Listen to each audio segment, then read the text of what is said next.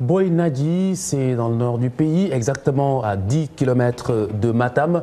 15 concessions ont été détruites suite à de fortes pluies mardi soir.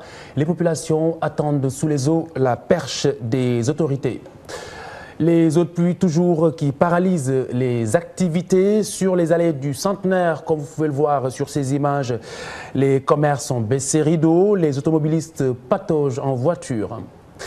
À Rufisque, les ordures baignent dans ces eaux de pluie. Le décor est omniprésent dans les différents quartiers de la vieille ville.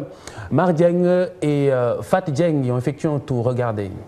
Lamine et ses camarades devront encore attendre longtemps avant de rejouer au football. Leur terrain est inondé.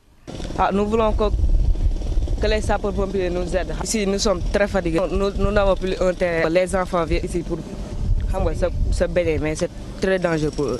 Nous sommes très fatigués de ça. Depuis le début de l'hivernage, les habitants des HLM, quartier situé à Rufisque, vivent un véritable calvaire. Ils vivent dans un environnement exposé aux eaux stagnantes et aux ordures. Avant, les véhicules de ramassage venaient régulièrement récupérer les ordures. Mais avec les pluies, les routes sont presque impraticables.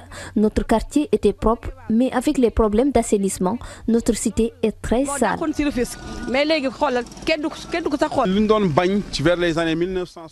Notre environnement est malsain. Avec les eaux stagnantes, les microbes se développent très rapidement. Les enfants se baignent dans ces eaux fréquentées par les animaux. Parfois, ils sont même atteints de certaines maladies telles que la bilharziose. Autre localité de la ville de Rufisque, Santiala Extension. Ici, la question de l'assainissement préoccupe les populations.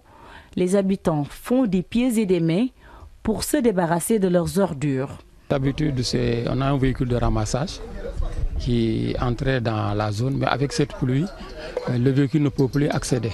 Donc on a un problème d'accès. Et s'il faut attendre le véhicule, il faut peut-être attendre octobre, fin octobre ou début novembre. On ne peut pas vivre avec les ordures jusqu'à fin novembre. Il faut trouver une solution alternative, c'est de mobiliser les jeunes et les habitants pour vraiment s'attaquer à ça.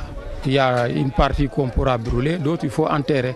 Malgré qu'on ne nous demande pas, on nous interdit de le faire, mais il n'y a pas une autre solution. Au niveau des quartiers, des fois nous sommes confrontés à des problèmes d'accessibilité. Parce qu'il y a dans certains quartiers, surtout avec l'hivernage, il y a des zones qui sont inaccessibles avec les eaux qui sont au niveau des rues, etc. Et là, comme nous avons des camions de 20 mètres cubes, leur accès est difficile dans ces zones-là. La gestion des déchets est un problème majeur à Rufisque. À l'image de Santayala et des HLM, beaucoup de quartiers rencontrent des difficultés liées à l'assainissement. Des clichés qui ternissent l'image de la vieille ville.